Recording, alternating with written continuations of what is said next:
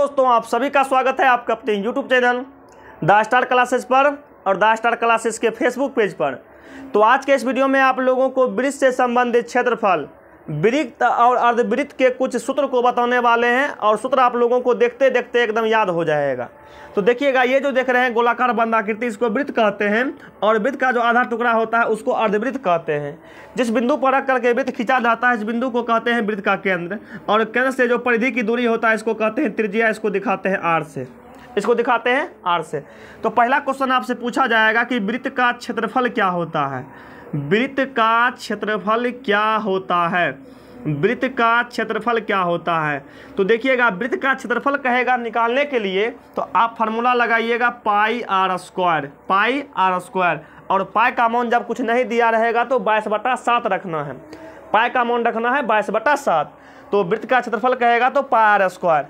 आपसे पूछा जाएगा 2 नंबर में, आपसे पूछा जाएगा 2 नंबर में वृत्त का परिधि, वृत्त का परिधि, वृत्त का परिधि या वृत्त का परिमिति, ये आपका हो जाता है 2 पाई आर। क्या हो जाता है? 2 पाई आर।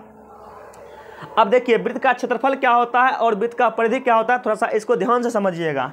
ये गोलका के अंदर, ये पूरा अंदर का जितना जगह, मतलब ये गोलका जितना को जगह छेकेगा, इस पूरा को कहेंगे क्षेत्रफल।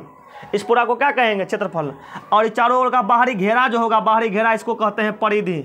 इसको क्या कहते हैं? परिधि कहते हैं। तो वृत्त का क्षेत्रफल कहेगा तो पाई आर स्क्वायर और वृत्त का परिधि कहेगा तो 2 पाई आर, 2 पाई आर। उसके बाद देख लीजिएगा, आपसे पूछा जाएगा अर्धवृत्त, अर्धवृत्त, अर्धवृत्त का क्षेत्रफल, अर्धवृत्त का क्षेत्रफल, अर्धवृत्त का क्षेत्रफल। देखिए, पूरा वृत्त का क्षेत्रफल होता है पाई आर स्क्वायर। हमको आधे को का निकालना है क्षेत्रफल, तो आधा निकालने के लिए अगर हम हाफ कर देंगे, हाफ का मतलब होता है 1/2, 1/2 का मतलब होता है आधा, यानी कि 1/2 pi r square, 1/2 pi r square, 1/2 pi r square. लेकिन फिर आपसे पूछा जाएगा अर्धवृत्त का, आपसे पूछा जाएगा अर्धवृत्त का परिधि, अर्धवृत्त का परिधि, अर्धवृत्त का परिधि।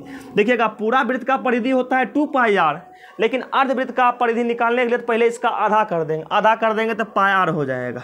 आधा करेंगे तो अगर हम आधा का मतलब 2 से भगा देंगे तो पाई आर हो जाएगा। देखिए, यहाँ से यहाँ हो गया पाई आर, यहाँ से यहाँ क्या हो गया? पाई आर। और फिर यहाँ से यहाँ भी बचल है, तो यहाँ से यहाँ बचल है, तो अगर हमें 2 त्रिज्या हो जाएगा। इसको लिख सकते हैं पाई आर प्लस डी, या पाई आर प्लस में डी के बदला हम क्या लिख सकते हैं? यहाँ से यहाँ ये त्रिज्या हुआ, तो यहाँ से यहाँ ये भी त्रिज्या हो जाएगा। तो पाई आर प्लस डी या डी के बदला हम लिख सकते हैं पाई आर प्लस में 2 आर। ये क्या कहते हैं? अर्धवृत्त का क्या कहते हैं? परिधि हो गया।